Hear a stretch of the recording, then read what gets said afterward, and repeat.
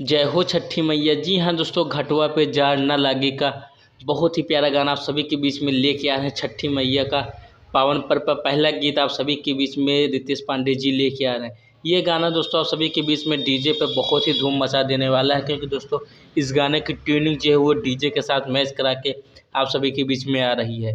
जी हाँ दोस्तों, छठी मई का पहला पावन पर्व पर पहला गीत आप सभी के बीच में आ रहा है। कल सुबह रिद्धि म्यूजिक चैनल से सुबह 7 बजे ये गाना रिलीज होगा, डायरेक्ट वीडियो सॉन्ग।